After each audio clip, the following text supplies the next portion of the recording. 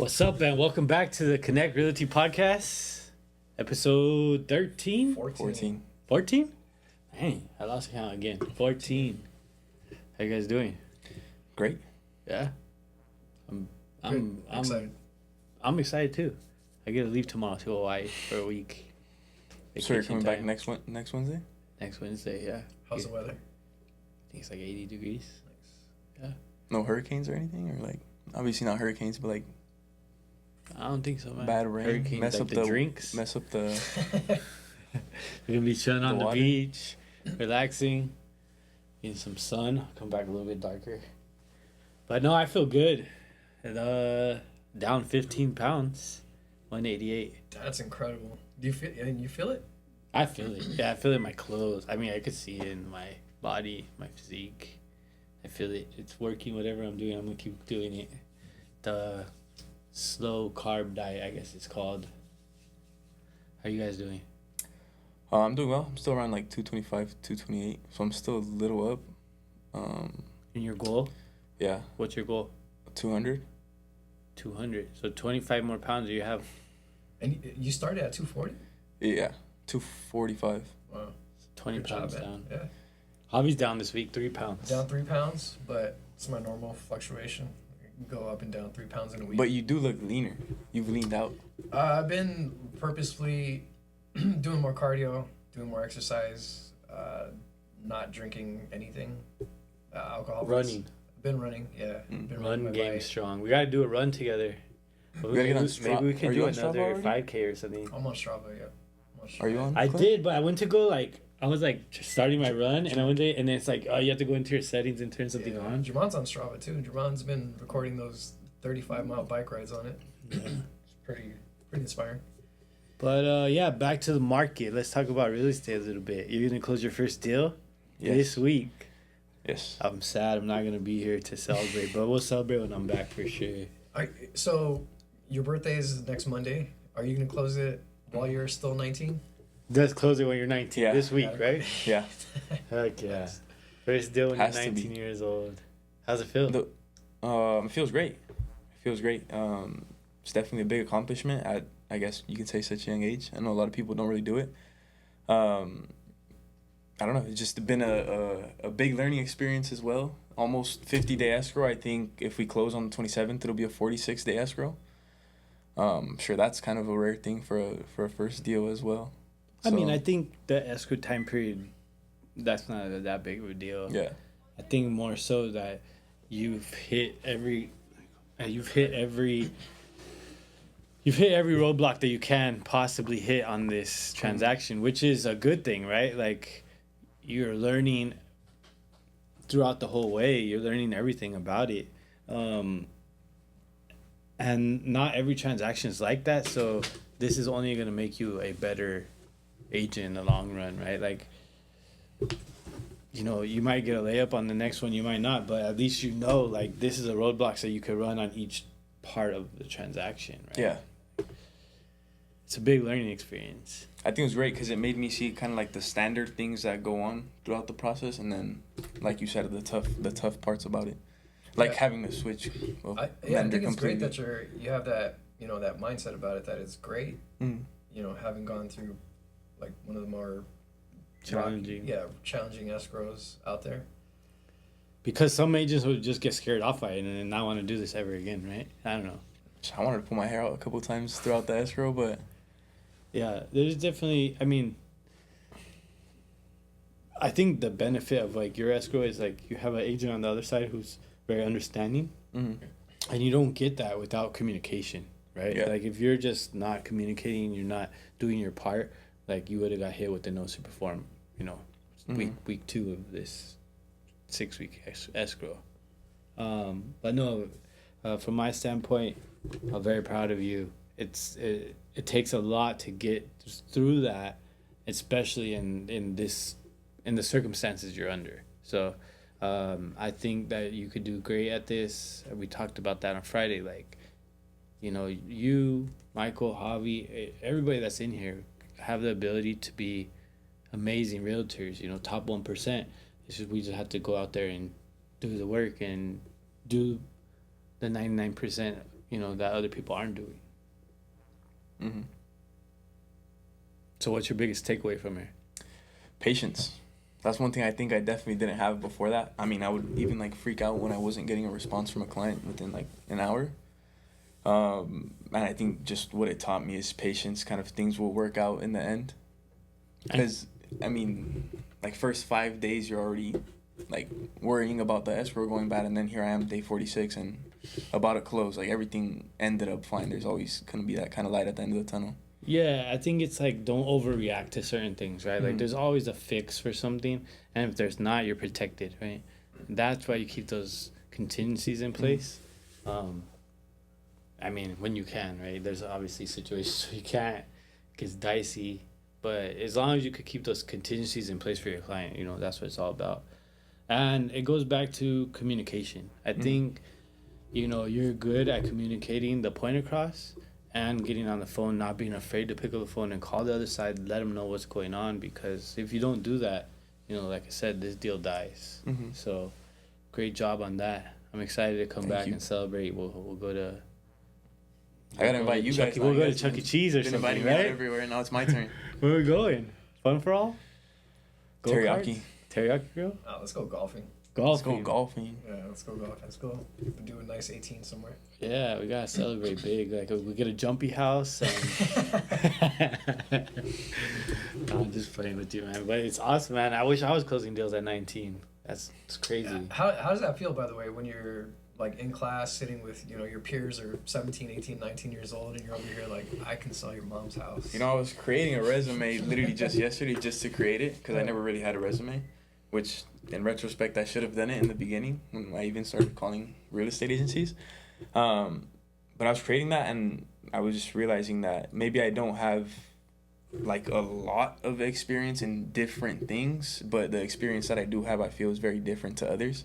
Yeah. So it does give me a sense of confidence that like I'm 19 years old doing something that people 35 years old are doing. So it gives People me a 75 sense of, years yeah, old are doing it gives me a sense of confidence, like not to say that I can do anything in the world, but like that type of confidence, Yeah, that's an awesome feeling. I mean, I was tripping out the other day. Like we were at the stairs and we are like, you got we have 2 decades on you, right? It's crazy to think about, but you're at such a young age where, and again, going back to our conversation on Friday, like if this is not for you, you know that you can succeed in this industry, right? You have the ability to go on whatever path that life takes you right now. Like I'm happy that you're here and I love that you're here and I hope that you do fall in love with this industry and you keep loving it. But like, man, you could literally do anything. And I think it just goes to show like, whatever you put your mind to, you'll succeed at it, right? And I hope that confidence is what keeps you going.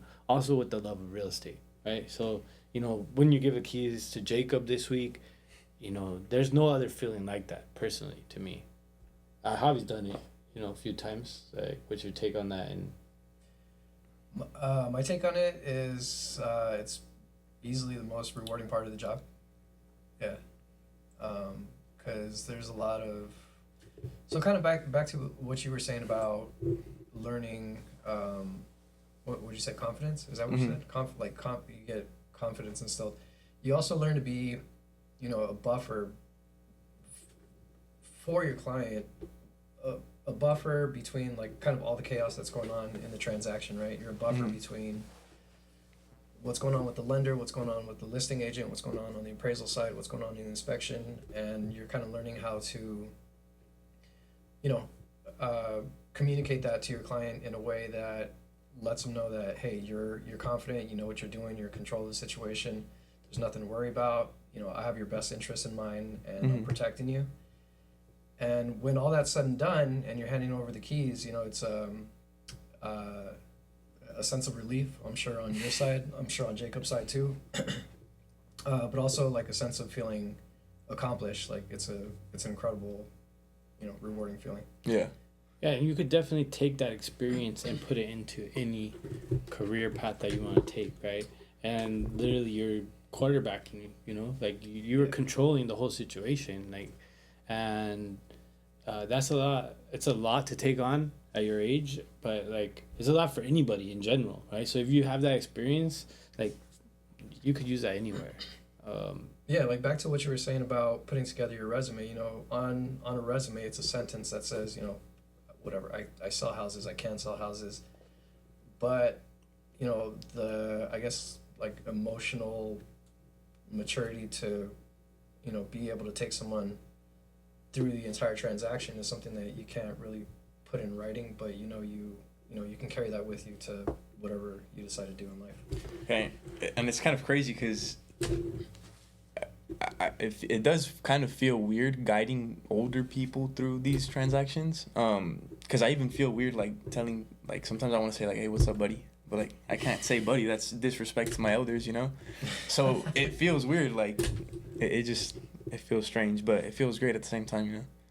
Yeah. And it's, well, I guess in my opinion, looking at it as a youngster, it's just kind of crazy how older people would trust someone so young with such a transaction. Yeah, and you get that. I guess it goes back to your experience level, right?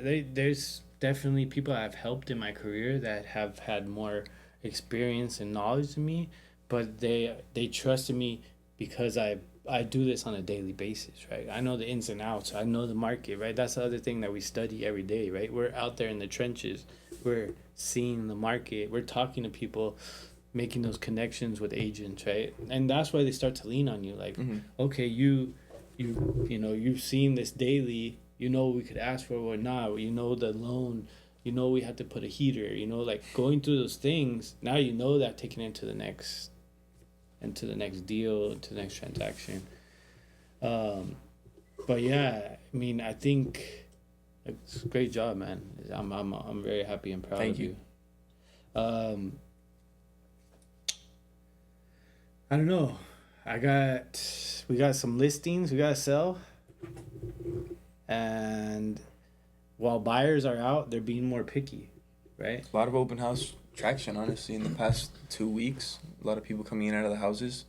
Probably depends by day how the traction is, but I mean, this weekend I had a lot of people walk in through the door, and a lot of people were attracted towards the house, and I mean, here we are on Tuesday and still not much action. Yeah, so like the feedback that we're getting is just buyers are being a little bit more picky, right? Like somebody wanted a laundry room in the main house instead of in the garage. And the other one was someone wanted a bigger patio, right? Like now if you're a buyer out there, you have the ability to pick and choose because there's more inventory on the market, there's more for you to see. You're calling the shots right now. Go get out there and shop for a house while you can, while you have options available. Yeah, rates are on your side like they haven't been in the past year, 14 months. Mm-hmm. If you're a buyer. And we haven't seen relief like this for buyers in more than probably 3 years, two and a half years. Ball's definitely in your court when it comes to negotiations on listing price, on credits, on everything right now. And sellers are paying your agent's commissions. Like that is across the board right now. I don't think there's any seller that's not paying commissions. It's a common question that I've been getting, like, are you guys paying commissions? And like, if they're not paying commission, they're not bringing an offer to you. I mean, if you're a seller and you're not paying a commission, then the buyer's agent is not bringing you an offer right now. So It has to be a seller's market for that, right? I would say yes, and it's very easily made into a seller's market again, right? A little bit lower interest rate, inventory gets wiped out, right? Like, you know, I saw this week we had like 2,000 sales, but 2,500 inventory. It's like, I mean, not this week, but this month. So that could easily get wiped off in a month. You know, we could have 2,500 sales and no inventory come, and we're back to, you know, very low inventory. So the inventory is better. It's not, you know, at 7,000 where we need it to be, but, you know, 5,000, there's definitely more options out there for buyers. I've heard very little about it, but do you guys know anything about what they're going to do with investors in California? Supposedly they're going to start limiting investors from purchasing rental properties. I think that's like big institutional investors that are buying. Yeah, trying to Big lots and stuff. Trying to buy up like neighborhoods. Right. I know that they're making it harder for flippers, right? Now you have to fill out the other form where it says like the contractor's information and all the work that you did to a home. So, moving forward, you're not gonna get these cheap flips where someone just paid, some handyman to come in and do the work. That's before you put it on the market? No, it's with the disclosures now. Oh, okay. Yeah. So it's a extra form that you have to fill out. And with Sombrero, we have, all that documentation, which is great, right? So, but I mean, there's a lot of flippers that were just using, crews, weren't contractors, just going in, putting floors and painting and, spraying over the light switches and stuff. But I think it makes it better. It makes it better market for us, right? Like if we're gonna be flipping a house, it's good that it makes it harder, makes the work more detailed and actually getting it done. And it makes, I guess, your work more expensive than the ones that are done without permit. Or I don't know how you get away with selling it without that done, right? Or not, maybe not permitted, but at least without a contractor's name on there, right? So the work's getting done correctly. Mm-hmm. You guys got anything else? Got some land for sale if anybody's looking for land for $250 for a little over half an acre. Beautiful lot. Where at? It's in Encanto. Yeah, so we have the land. Is it near anything? Like any big landmarks or anything? No, it's residential. Four units on there. It's two lots side by side. Utilities near? There's a sewer line there. Utilities are right at the street. Got electric, everything you need there. Cool. So got that. It's a cool project that they have on there. It's just Yeah, I met somebody on Sunday. She brought her contractor out. They made me climb the hill with them. Had to help the guy down. Cool. But it's cool. They are actually interested in the plans that come with the property, so they're gonna take a look at it and see if it's gonna work for them. They have a meeting with the city this week. Yeah, I mean, and that's the difference of buying land and trying to build on your own, is that the time, the due diligence, all of that is way more in depth than just buying the house that's there. So if you're planning to buy land and build a house, it's not just 1, 2, 3. It's Yeah, it's a longer process. You gotta know more. You gotta do more. Yeah, it takes the time, the money, the effort that you're investing into there. And a lot of the information that you're trying to get depends on the city getting you that or the county getting you that information. So they can also take their time. Take their time, exactly. Yeah, and the cost, right? You have to know the cost associated with everything. It might be cheaper to build, but is it cheaper to hold land for 12 to 18 months while you're waiting for permits? And there's a lot of costs associated to it with time. Other than the land, we have the 2-bedroom townhome in Otay Ranch. That's still available. We have Javi's listing and Sombrero. That's a 4-bedroom, 2-bath, $875 with the pool. Beautiful remodel. We have Dre's listing coming up in Ocean View Hills, right across the street from the Kaiser there.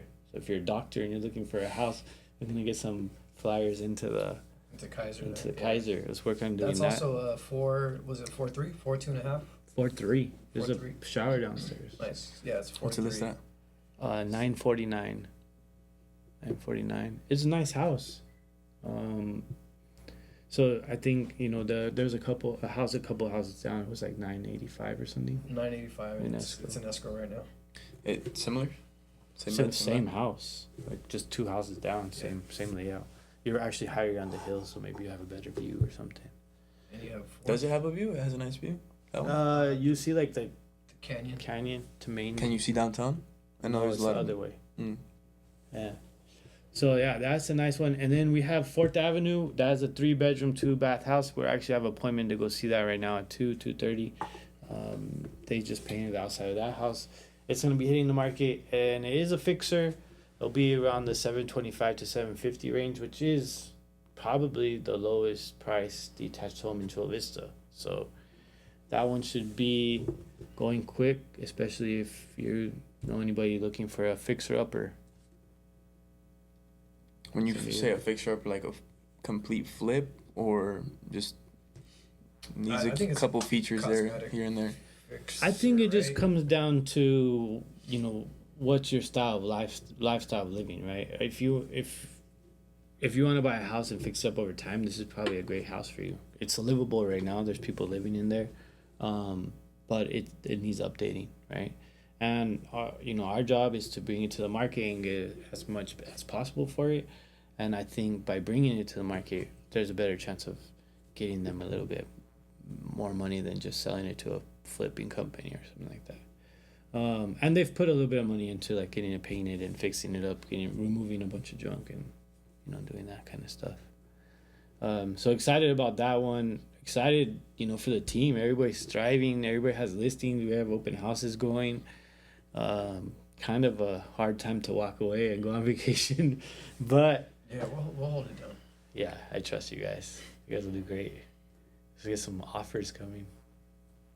Yeah, Get some hopefully out. Larry Maybe get some buyers. Larry gets you an offer for Calvados. Yeah, that'd be cool. I mean, anybody, right? I'd rather somebody walk into open house and talk to you guys and make it work. But yeah, I mean, people are. I think what we talked about last week is like, it's opening up options for people, right? The interest rates being lower, people put their housing on the market because they're tired or they're stuck or they have to move out of state. Like, now's the time that they're trying to do it, and it's definitely, there's more options out there. So I think a great time to take advantage of the market, and going into the winter, better interest rates and election coming up, all signs are pointing to like a healthier market. I can't say a strong market, higher prices right now, because obviously we're seeing buyers are taking a little bit more control. Yeah, and by healthier you mean healthier in terms of inventory, right? Like balance of inventory and buyers out there. Exactly. I think it's important that we go back to a little bit healthier instead of just a super seller centric side, right? Because that's not fun for anybody. I mean, it's fun for the sellers, but for the market to work like how it's supposed to, we have to have buyers and sellers, and we have to have inventory to see, right? It has to be fun for people to buy houses. The last 3 years of buying houses has been miserable, I think, for people who are like, oh yeah, like that house, I want that house, right? It's the only house they had to choose from. Whereas now, you really have the option of like, I want a laundry room upstairs. Okay, like let's find you that, right? It makes our job a little bit easier. Like, we could filter through different houses and find houses with, a certain size patio or certain bedroom count, So, definitely, if you guys are in the market to buy a house, reach out. We'd love to set up some showings. You have to see houses in person. Don't get house fished, right? Like we talked about that a long time ago. Bring it up again. House fishing is a thing. Photos don't look like real life. Real life doesn't look like photos. So Truth. And don't get, sometimes if you're not working with an agent or anything, don't get catfished by the bed and baths. Kind of make sure that you do your due diligence there too, because they sometimes list it with one extra bed or one extra bath just because it was unpermitted. So yeah. With that, I think, and yeah, I mean, you have to take a listing that's on the internet as what it is. This is advertisement, right? Mm-hmm. Until you talk to somebody that's experienced, knows the area, knows the ins and outs of the house, see the house in person, smell it, walk it. You know what I mean? Like, there's nothing like actually going out and seeing homes. That's funny that you said smell it, because the second you said that, I was thinking about so many different houses that you walk into, and you could tell that there was dogs, there was cats, there was cigarette smokers, there was cigarettes. Yeah. And you're previewing a house for somebody that intends to live in it, and you can walk right out of that house and say, you're gonna have to do this, this, and this, because the second you walk in there, like, you get goosebumps from the smell. It's bad. Yeah. And it's like, we've all had it, right? You walk into a house, you could tell if people cared about that house, or if it was a rental, or if it was like, you right off the bat, or this house was taken care of. Someone had some pride of ownership here, right? And that's by seeing the house in person. If you're just looking at the photos, you can't tell. No one could tell. And that pride of ownership doesn't mean that everything is up to date, like everything in terms of like cosmetically. Like, it doesn't mean that necessarily that they have granite counters and recessed lighting. It can mean they have, you know, dual pane windows. They took care of their plumbing, they updated plumbing, their electrical's updated, the roof is intact, you know. So general maintenance. Yeah, general maintenance. Upkeep. Yeah, or upgrades as they come, right? I think that's even a bigger reason. Like, reach out to us. Our job as agents is to show you homes. Like, literally, like, we have the key, the lockbox key. We could open all the homes for you. Like, if you're interested at all in seeing homes, reach out to us. We could get those scheduled. Because I mean, really, in my job, I like going out and seeing houses. Like, I love doing that, right? Especially with my clients, because you see, you know, their emotion, how they react to different things. Can they live there? What do they like about the house? What do they not like about the house? And having the options open where, like, we could do that, it makes the market better. Yeah. In my personal opinion, that's where you get back to, like, a healthy market, right? Like, going out and be able to see, you know, 5-10 houses with your client, and then they see the one, and then they just know, like, boom, we saw 10 houses, and the 11th one was like, you know, that was one, or the first one, and then after it, they don't want to see any other ones. Like, it makes it easier to sell them a house or help them buy a house, because you know that they really love that house, right? And for the last, you know, 3 to 4 years, like, that hasn't been an option. Yeah, no, right? the conversation was, well, this is your only option, you know. Yeah, like, we'll wait until another one comes up, and we'll be the first one to see it, right? And then you have to be the first one to put an offer on it too. So I'm glad that's going back to a healthy market. I think that we'll have some more buyers here soon, especially with the continued rate drops.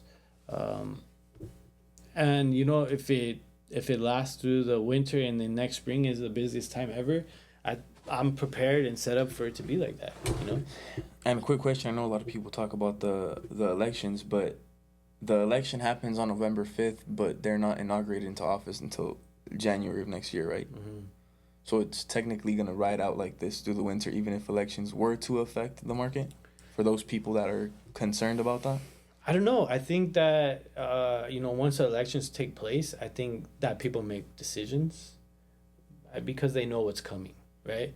When people know what's coming, then they tend to act off of it, right? So if whether it's whatever situation happens, you know, people, you know, I want to buy a house because Trump is president. Okay, like, that's going to happen right away. Or I want to buy a house because Harris is president. Like, it's the same thing, you know.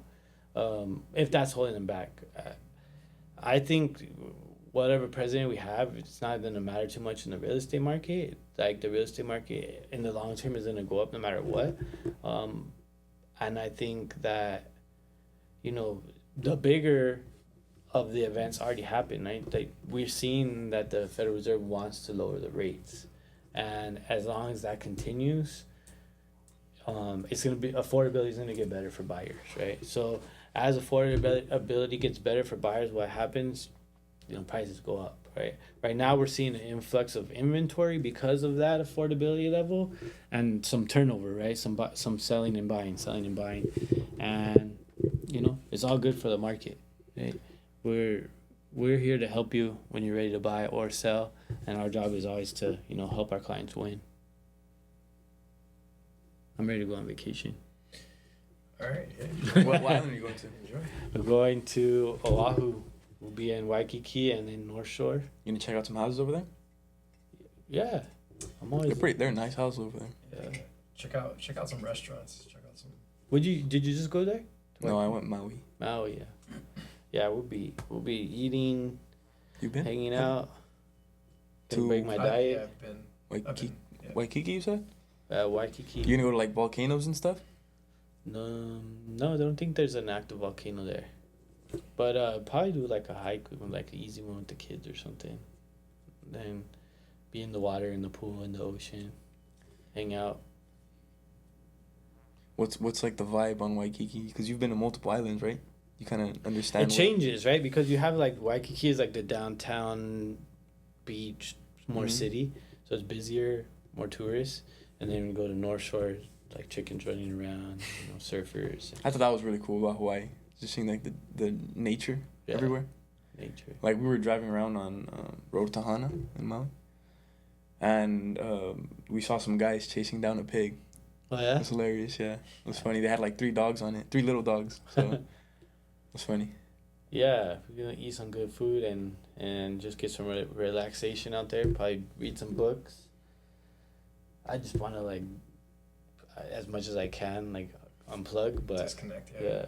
But I know that there's stuff needed to be done here. I'm not walking away completely. I have my phone, so we'll be good. So yeah, open houses all weekend. If you guys want to see some houses, reach out to these guys because I'm not gonna be here. And next week we hope to have next week I'll be back on Wednesday, so we could shoot on Thursday. Podcast. Yeah, let's have some guests on. If you're a small business, you want to come on, Willie.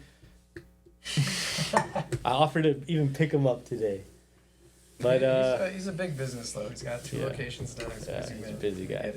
But yeah, if you're a small business, you want to come on the podcast, please reach out. We'd love to have you on here. We want to have more small businesses on here to showcase you guys and the community. And please subscribe, like, comment, make fun of us, whatever it is. Please do it. Hit that like, follow.